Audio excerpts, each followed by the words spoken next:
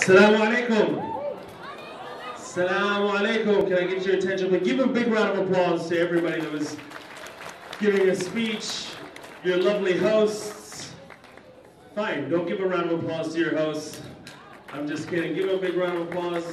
This man had a birthday party this afternoon, and then he came here. He has kids, mashallah. How many kids do you have? 2 kids, mashallah. You have a budget? Is that what you just said? He's getting taunted. What, you have a budget? Come on, man, have more kids. You're Palestinian, right, brother? MashaAllah, man. I'm Palestinian too. I'm the 6th kid out of 6 children. That's a small Palestinian family. So you need to get going, brother, inshallah. Salam, I see a brother with a cowboy hat in the back. How you doing? You're very hard to miss. I'm serious. I'm like, what happened here? Desi cowboy. This is awesome. It's just so, are you from Texas as well?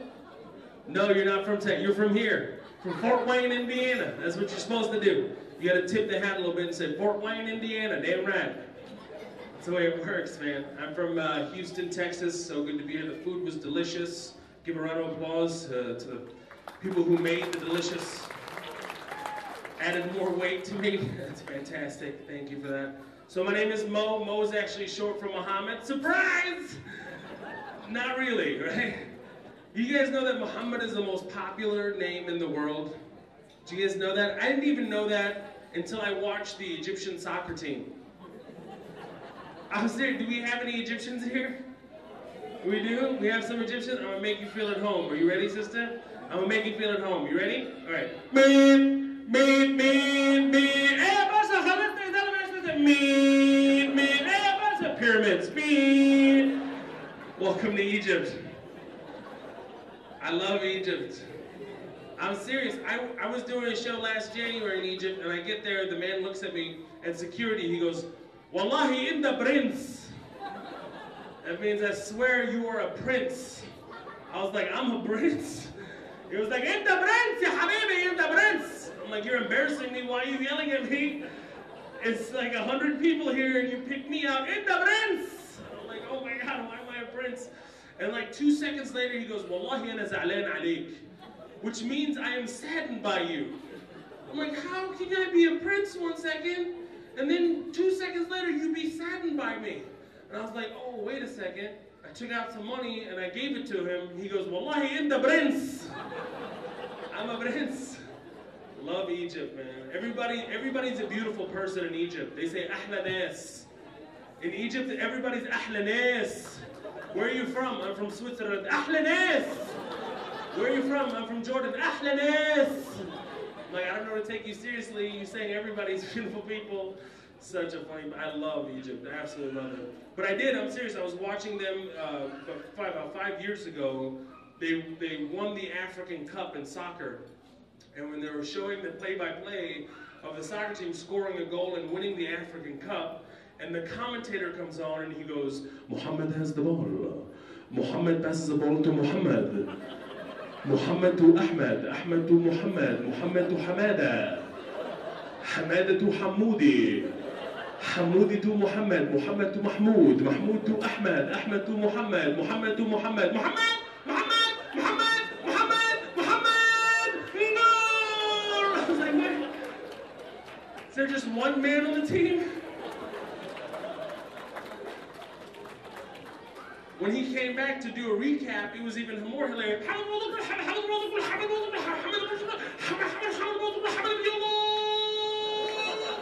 was like a piece of falafel about to come out of his neck. This man was so into it. I love it. You're the principal of the school. I want to give you a big round of applause. You have to deal with kids all the time. Parents can drop them off like, here you go, salam alaikum. I'm gonna go live my life. So God bless you for that, mashallah. It's a beautiful thing. I was actually, tell you a little bit about myself. I was actually born in Kuwait. I left Kuwait after, we had some people born in Kuwait, yeah, that's right, always find them. Born in Kuwait, I left Kuwait after the first Gulf War, or as I like to call it, the prequel. Everybody always asks me in Texas, like, hey man, why did you leave Kuwait? It's like the war wasn't good enough for them. Why did you leave Kuwait? What? I'm like, okay, you know what? Our house told us to leave. People are like, what? Houses don't talk, Mo? I'm like, yeah, that might be true. Unless a bomb falls about 100 feet away from your house, then it will speak to you. It was like, hey man, get out! I'm like, okay, where are we going? America! You know? You're not gonna go to Zimbabwe, let's be honest. You know? And in Kuwait, we had it good. We had it real good. I went to a private British English school. I spoke British English. I was like, hello. Had a little vest and a bow tie. Going to school I am. Hello, darling. You know? And then I ended up in Houston, Texas. Okay? Public school. And my brother's the one who enrolled me, and he neglected to tell them that I spoke English, so they put me in an ESL class. English is a second language class. I was the only guy that spoke English in my class.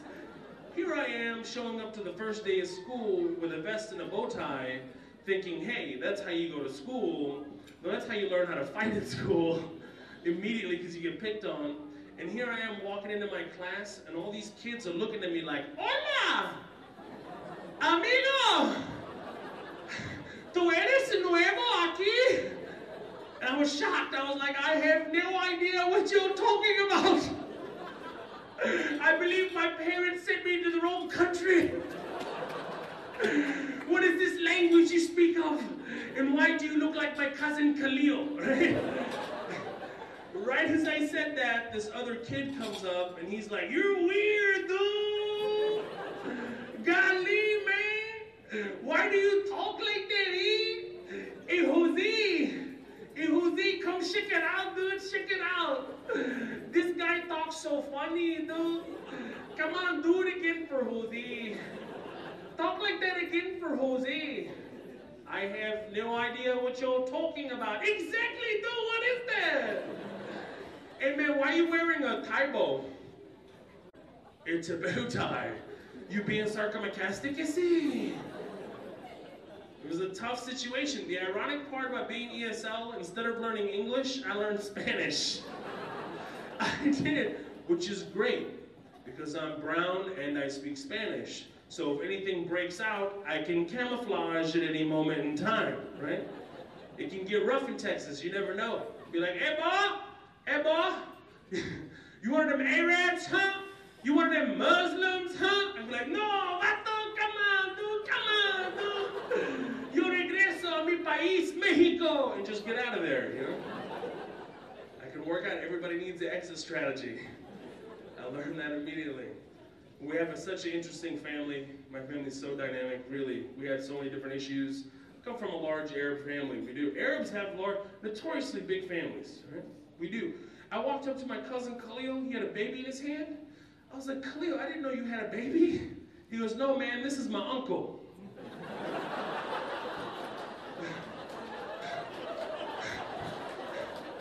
I was like, what? Yeah, this is my uncle. I'm going to raise him to be a good uncle. We're going to play catch together. It's a good uncle. I'm like, what? That's crazy. I got to go change my uncle's diaper. I'm like, what is happening? This is crazy. I've been privileged enough to work in over 24 countries. Very blessed to have that, alhamdulillah. I've worked in 40 different states. And for some reason, Little Rock, Arkansas stands out the most. I was on stage, everything is going great. I say I'm an Arab American. The whole room gets quiet. And one guy in the back goes, oh, hell no. There was one black couple that actually got up and left. They were like, I've seen this before, and they just left. Gotta deal with these different situations. They always come arise. My family specifically was quite unique post 9/11. I don't care what religious background you come from, I don't care what ethnic background you come from, you had your own issues to deal with in your heart. My family had legal issues too, because we were dealing with the immigration process, and my brother Omar happens to be a pilot, of course, right? The FBI actually came to our house, or as my uncle calls them, the Fibby. He looked at me, he was so upset, he goes, hey, what up? The Fibby's coming! I'm like, who? The Fibby! Are you stupid? The Fibby! I'm like, what's a Fibby? Did you tell a lie? I don't know what a Fibby is, okay? And then he put his hands behind his back to help me understand. He was like, I was like, how did you get a master's degree? I don't know how this happened. This is amazing. He's the same uncle that can't say pharmacy. He says, pharmacy. He had a prescription. He's like, hey, I have an infection. I have a prescription. I need to go to the pharmacy. I'm like, hello, uncle, you mean pharmacy? He goes, you're so stupid. There's a P in front of the pharmacy, wala. I was like, well, that's true, but that's not the, you know what, never mind. You know? So, I had a brother who's a pilot. We had an issue with anthrax, people sending chemicals in the mail. I have another brother, Ahmed. He has a PhD in biochemistry. The Phoebe's closer. Gets worse. I have a 15-year-old nephew. His name is Osama. Fantastic. It's like every family is like, well played, God, well played. You know? I can't wait how you couldn't make this up. And I love my nephew. I walked up to him on his 9th birthday. I was like, hey, baby, how you doing? I'm gonna go buy you any toy, any game you want. Let's go to Walmart. He's excited. Yeah. We get to Walmart. He's 9 years old. He's running away. I can't call him. What do? You're like, hey, hey. The pharmacy is that way? Sammy! That's a good one. Hey, Sammy, come here. He looks at me. He was so upset and frustrated. He goes, no! My name's Susanna! I'm like, shut up! Like, you know how many people hunt in Texas? Shut up. That's all I need is Dick Cheney to come out of aisle 13. Is that too much, Attorney General? I'm sorry. Saw you laughing on the inside. He's like, my family's crying. I'm married to a Mexican woman. Yeah, I did it. I married her for her citizenship, and I'm kidding. She's illegal. We're gonna help her out. She hates that joke. I'm just kidding. I do it because it's so funny, you know. Like, we come here, we're trying to make a life for ourselves, and the immigration process doesn't make it very easy. Okay, and sometimes you just want to get on with it. And it's funny, cousins always trying to help you out. Because Arabs have a lot of cousins. We do. We have rich Muslims in general. We have a lot. We don't even need to go to a mall. Okay, we don't. You saw how many different varieties they were giving away: carpet cleaning, lawn cleaning, eyes, gastrology. If he was offering something, he's not there. Anything you want, you know. You always have a cousin. It's like, hey man, my mobile phone doesn't work anymore. Habibi! My cousin just opened 2 stores, mashallah. He'll get you a cell phone like this, Habibi, ma tkhafesh. I'm like, what? It's like, hey man, my car broke down. Habibi! I have a cousin, has a mechanic shop and a tow truck company. Do it all at once, give you a good deal, Habibi, ma tkhafesh. Like, what? It's like, hey man, I need my citizenship, Habibi.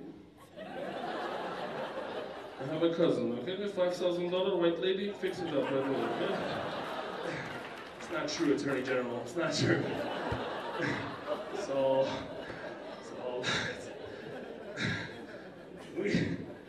I had to deal with the immigration process for such a long time. I waited 20 years to attain my citizenship. It's like they were waiting for us to die. It does. It was a very annoying process. You know, I've been, like I said, I was traveling a lot, and I was working in London. I go through immigration in London, and I see this poster with a dog on it, and this dog has a passport around his neck, and the poster says, "Get your pet citizenship today." A dog can get his citizenship in 1 day. It's like rough. Oh, hello, love, enjoy Switzerland. I don't get it, you know. I have to wait till it really frustrated me.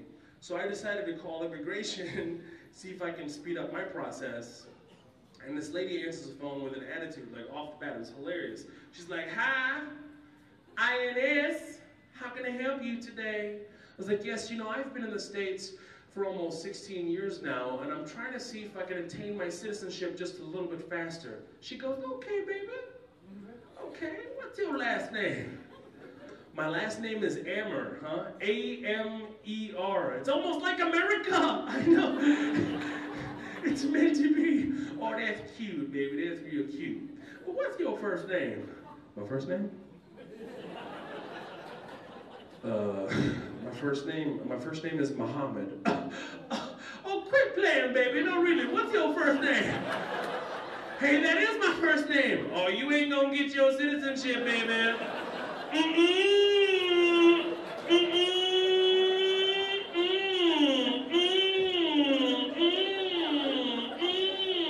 Please hold. I was like, what happened? The lady puts me on hold, and I'm not kidding. The hold music was, never gonna get it, never gonna get it, never. Really? This could not have been an accident, you know? It's like they're sitting there like, hey, Keisha, we're gonna have Muhammad on the phone. Hey, put him on hold and push the never gonna get it button. It's gonna be hilarious. Hey, put him on speaker. I wanna hear him crying. Such a long process, man. Why? Freaking gosh, why? It's unnecessary. It was so exhausting, it was. And it's so funny, they gave me my resident alien card after 14 years on April Fool's Day. And they sent a letter to my attorney saying there was a discrepancy in the paperwork. We need it back. I'm like, and I sent it back, and then I sent it back a week later. No, there was no discrepancy. It was an April Fool's joke after all. It was super hilarious. Like, all these things are happening. And I don't understand the language of immigration. I do have a little problem with it. Before I attained my citizenship or my green card, I was classified as a refugee. You know, a refugee. Anybody here else? Refugee? As you can see, I'm a very unique individual. One person, how you doing, brother? Good to see you. Did you get a green travel document to travel with? Okay, so that's what you have. As a refugee, to be allowed to travel and work out of the country, which is a privilege, thank God you have it, but it's only valid for a year, okay? And it takes about 4 months to get it. Doesn't really help you that much unless you have connections, Attorney General. So I'm serious. So this travel document is really weird color green. And on the front it says United States Department of Homeland Security. It looks very official, right? Like people look at it like, oh, they think you're a diplomat, right? Until they turn the page. And on the inside it says, this is not is all capitalized, a U.S. passport. Confuses everybody immediately. And I was working in Germany. I met with the immigration officer, and I handed him my document. He goes, where's your passport? I'm like, that is my passport. But it says it's not a passport. I know it says it's not a passport, but it acts as my passport, acts as your passport. It's a book. How can a book act? I need to, it says here you're born in Kuwait, give me your Kuwaiti passport. I'm like, what? I was like, I don't have a Kuwaiti passport. Why don't you have a Kuwaiti passport? I was like, well, in Kuwait, in Gulf countries, it's where your parents are from. It doesn't matter if you're born there. Okay, where are your parents from? My parents are Palestinian. Okay, where's your Palestinian passport? I was like, I don't have a Palestinian. Why don't you have a Palestinian passport? Because Palestine is not a state. Why don't you make it a state? Like, where have you been the last 70 years? It's a very rare thing, you know? I don't like the language of immigration. I think it's dehumanizing in a way. It's just the language of it. It's resident alien card. Ooh, you know. In Canada, it's called the landing. The landing. The alien has landed. The landing. Right? It's like, oh, I don't get it. Okay? The language is quite funny. And they gave it to me like a big thing. Like, here's your resident alien card. Like, I'm going to take off my mask and turn into this creature. Like, fantastic.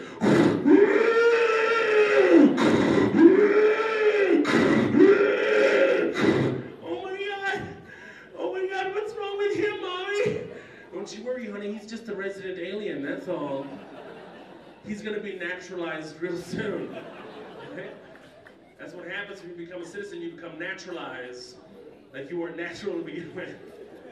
And I didn't understand the term at first. I didn't. My comedic mind was playing with this particular term. It's like I thought I was gonna get healed by a Baptist preacher. Like I didn't know that's the way I saw it. I thought I was gonna come out as this alien, and this preacher was gonna come out and be like,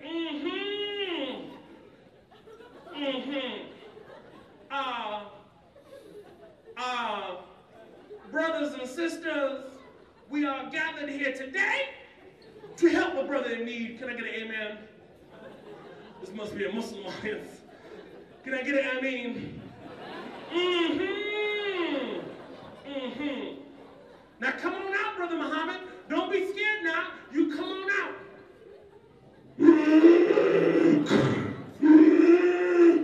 I know it's hard. I know it's hard, baby. But we're going to help you. We're going to help you. We're going to help you today. I'm going to ask you a question. How long have you been an alien, Mr. Muhammad?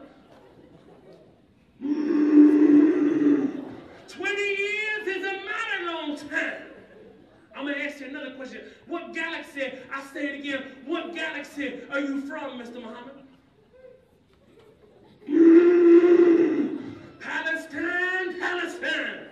Don't drink that wine. But we're going to help you today. We're going to heal you today because you are naturalized. Oh, lovely. Right? Just the thought went through my mind. Almost 20 years, though, finally attained it. I'm very happy about that. Anybody here still dealing with it? You, brother? You're done? Did you marry? You have a what? I'm sorry? You guys just say, he's like, I don't want to talk about how I got it. I got my citizenship. What's up? Not through, wants to make it sure, not through the marriage. It's all clear. Everybody knows now. It was through the, no, I'm kidding. Congratulations. How many years did it take you to get it? He can't even remember. He's like, I don't know. 18? Wow. It's long, brother. Congratulations, though. Feels great. The first time I went through immigration with a U.S. passport, I thought I was a criminal. It was so fast. I was like, nobody wants to interrogate me? It's kind of awkward. I didn't know what to do with myself. I was so ready to go into another room, you know, always. I'm like, you sure you don't want to talk to me in there? Okay, cool, all right. And then it started up, my name was flagged again, and I felt at home. One day I was like, okay, cool, fantastic. How you doing, Doug? I remember you from last year, you know? Such a great process. My family, when I go back, I talk a lot about them. Where are you from, brother? You from Palestine? You know, Arabs take us about a half hour to say hello to each other. We do. We're like, ahlan, salam alaikum, ahlan, yala, salam alaikum, ahlan. How's mama? Alhamdulillah. How was baba? Alhamdulillah. How was your brother? Alhamdulillah. How was work? Alhamdulillah. I gotta go to work right now, actually. I love you, but I gotta go. So hilarious. We also have home remedies. You know? It's funny because Muslims want our kids to grow up to be doctors, but we'll never actually go to a doctor. We don't, because we diagnose ourselves. Every culture has this, okay? Every culture has this. My father-in-law, when he was young, you know, his mother, when he would have a stomachache, his mom would put tortillas, warm tortillas on his stomach, right? But the diagnosis for us Arabs is always lefhet hawa. Lefhet hawa, which means a brisk wind, okay? It's always that lefhet hawa. Cancer, broken nose, anything, lefhet hawa is the... It means a brisk wind. It's very cold outside, hot outside, it doesn't matter. Houston in the summer, it's 110 degrees outside with the dew point. My mom's like, put on a jacket, because the lefhet hawa. I'm like, Mom, it's very hot outside. You never know. Just put on the jacket. I don't get it. It's very, very funny, right? So lefhet hawa, and the medicine is always olive oil, okay? No matter what, it's olive oil. I woke up one morning with something called Bell's palsy. Does anybody know what this is? Bell's palsy is when the 7th cranial nerve goes out and half your face is paralyzed. You don't know why it happens, it just happens. I woke up trying to brush my teeth and one half of my face is not cooperating. The scariest thing. I'm sitting there like, hey, oh my God. I walked up to my mom like, Mama, something is really wrong. She goes, what's wrong, Habibi? I'm like, what's wrong, Habibi? What's wrong, Habibi? I'm your son. You don't remember me? Mom, half of my face is not working. She goes, don't worry, Habibi. It's just lefhet hawa. I'm like, a brisk wind did this to my face? I was in bed all night, Mom. I don't even have a ceiling fan. The only wind I had is when I moved the blanket. That's about it. That's it. She goes, don't worry, Habibi. She grabs some olive oil, right? Says, A'udhu billahi minash shaitanir rajeem, bismillahir rahmanir rahim, and smacks my face. Have you ever been smacked with oil? It hurts. I was paralyzed and it still hurt. She was like, I'm stinging it to help it out. No, you're not helping anything. It hurts. Okay, I had to drive myself to the emergency room. Everybody in my family thought I was crazy. The guy looks at me and goes, can I help you? I'm like, I hope so. Then he goes, what's the problem? I'm like, what's the problem? Did you talk to my mom or something? What's the problem? Half of my bank account. You know what? I woke up this morning and I said to myself, you know, it'd be really cool if I could just try to talk with one half of my face. He goes, oh my God, it could be a stroke. We need you to walk back and forth. I'm like, okay. How long do I walk for? He goes, it's fine, you're not a stroke. I'm like, fantastic, what is it? And he goes, well, we've diagnosed it as Bell's palsy. I'm like, what is Bell's palsy? He goes, well, Bell's palsy is when one half of your face just quit. I know what Bell's palsy is. I have it. And then he takes a closer look at me and goes, hey, what's that on your face? Olive oil. You have any hummus? It's quite delicious with hummus. Right? I brought it all the way from Palestine, you know? That's what you do when you go back home, no matter what cultural background you come from. If you're Muslim, you got to come back to the States with like 8 different luggage. Okay? And it's all filled with requests. Certain things that your mom asks for. Okay? One of the biggest ones, okay, is za'atar. You know what za'atar is? It's a huge thing with Arabs. It's just like this spice. It's like oregano, but it's not oregano. That's how we describe it. And it's called za'atar. Okay? And you dip it. It's delicious. But there's different kinds of za'atar, so that's important. Okay? Another one is called elkit mystica, which is gum. It's chewing gum, but it's literally like chewing rocks. Okay? It's the worst gum you could ever buy. It's what dentists use to extract teeth. Okay? But for some reason, you have to come back with it. It's very important, okay? Very, very important. Another one to come back with is olive oil, okay? Olive oil, you must come back with it. But it's illegal to bring back olive oil. So my uncle Naaman Jordan goes, don't worry, just tells them it's olive juice. And it actually works. He made me bring it back. He's like, what's that, olive oil? I'm like, no, it's olive juice. I goes, well, it's olive juice, go on. I was like, thank God. Very important. The last one, which is the most important thing, is a delicacy. It's called mlochie. Okay? Mlochie, he's even waving for it. Mlochie is like crack to Arabs, okay? It's this green herb. It really is. You can't find it, so people really, really want it. And when you get back, it's the first question. Hey, man, did you bring some mlochie? I really need the mlochie. Like, relax. Just take the mlochie, okay? Just take all the mlochie you want. And it's a green leafy thing. It looks like spinach, but it's not spinach. And my aunt, when she sent me home with this, oh my God, it was so hilarious. She grabs clear plastic bags and starts shoving it in, okay? To where the point I have like 8 bricks of what looks like marijuana, okay? I'm serious, it's 8 bricks of mlochie that I'm taking back with olive juice, okay?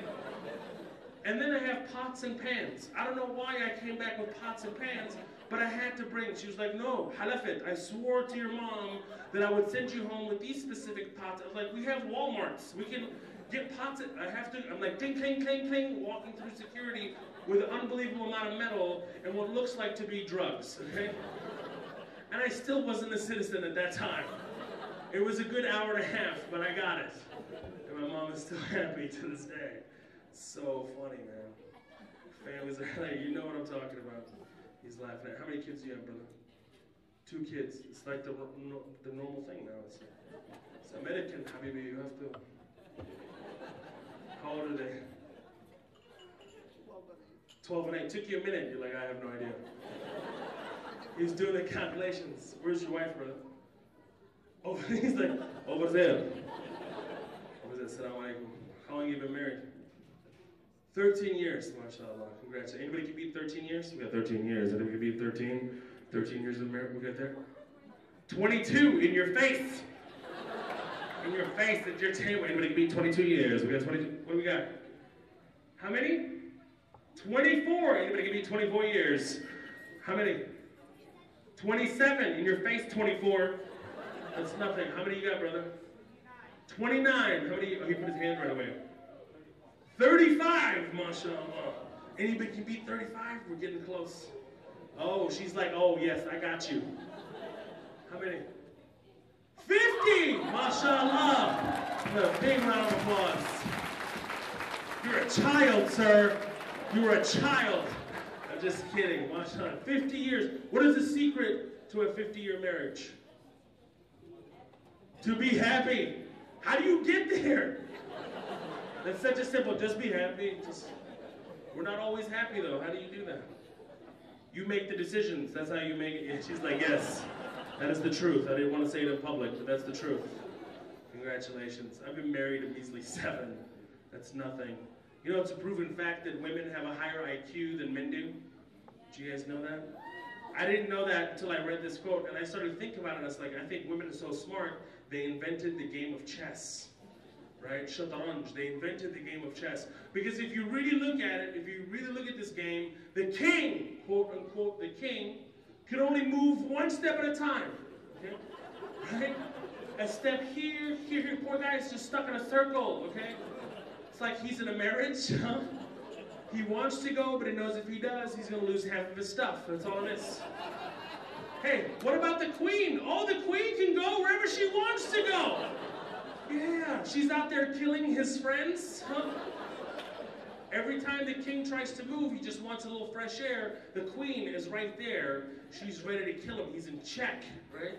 The king can't even move. He's just stuck there looking for his friends. Nobody's to be found. And did you know that the queen, when she dies, she's the most desirable chess piece to get back? She's the most, and by the way, the queen, even though she's dead, she can still come back from the dead to kill you. Yes, but you can't get her back right away. Oh, absolutely not. You have to earn her back one step at a time. You know what that's saying? You know what that's saying? You should have paid attention to me before you lost me. Now you have to earn me back. As far as I'm concerned, chess is everyday life. You ever try to leave the house with your wife there? You're like, honey, I'm leaving. She's like, where are you going? That's check, right there. You don't even move. You're like, listen, honey, I'm just gonna go out with my friends, okay? Just a couple of hours, and I'll be right back. And she's, you always go out with your friends.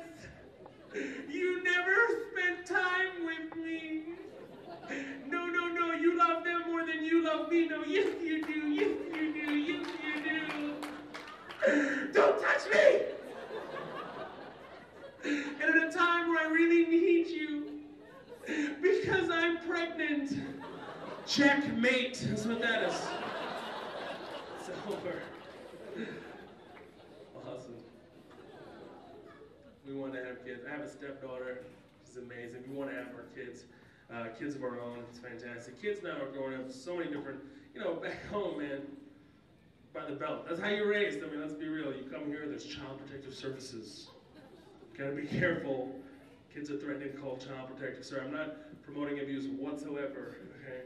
But it's just such a fine line between those two. I heard a great quote. I'm good. Thank you very much. Trying to offer me some water. What's up? Check me. You want me some water? You want to give me water? Okay, I'll take water. Thank you, brother. I appreciate it. Thank you. Thank you very much. شكرا أخوي. الله يخليك. حبيب قلبي. يا روحي.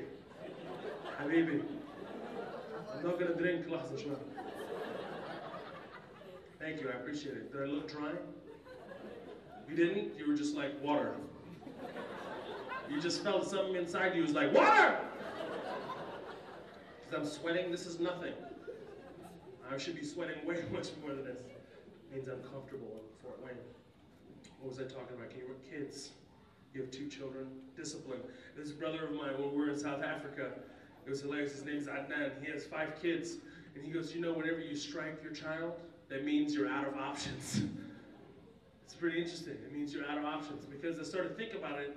It's like when I was a little kid, my mom would tell me no 6,000 times. She would start polite and it would crescendo, right? She'd be like, stop it, okay? I want you to stop it, Habibi. 2 minutes later, I told you to stop this, you can't do this. Okay, that's it, okay? I can't have you, all right, I don't know what happens. It's just natural, you know? I don't know how to talk. Logic and reasoning has not worked with this kid. Maybe is what's gonna work. I don't know what's gonna happen. But you have Child Protective Services, so you can't do that. The only protective services I had was my arm, that's it. Trying to block it, right? I was a sixth kid, so I used to watch my other brothers get disciplined, so I would learn my mother's moves, okay? I would study game footage on my mom, essentially, and she would come up like, well, oh, I've seen that one before. Oh, that's new. That's new. That's new. I didn't expect your foot. That was creative. I didn't know you were that flexible. That was awesome. Throwing sand in my face, I couldn't see anything. That was great. Could you give me some olive oil or olive juice? My nose hurts. Trying to run away from your mother, dumbest thing you can do. I remember being 9 years old, almost 9, I was running away from my mom. I did something horrible. She told me 10,000 times not to do it. Did it anyway, so I couldn't control myself. And so I was running away, she had the belt, she's like, oh my God. I felt the hawa, right? I felt the air. Oh, man. I get out of the house, I'm all cocky and arrogant. I'm like, yeah, I'm free, huh? I'm free. I'm 9, where am I gonna go, okay? I decided to go back in the house 20 minutes later, and my mom set me up. She turned off the lights. I couldn't hear or see anything. All I heard was the door open, my footsteps, and a belt in the air. I swear, everything just felt like it stopped and went in slow motion. I'm outside the house just praying. I'm like, please, please, God, your love, please, let my mom forgive me or forget, whichever one. I'm sorry, that's terrible. Okay, just knock on the door. Okay. Okay.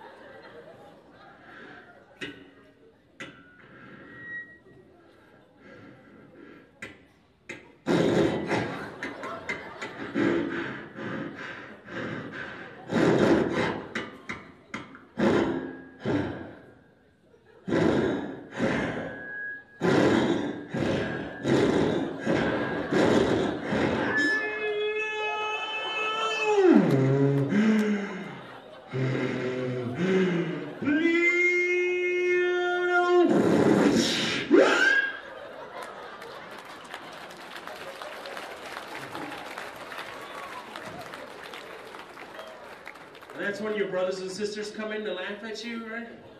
Because it's your turn.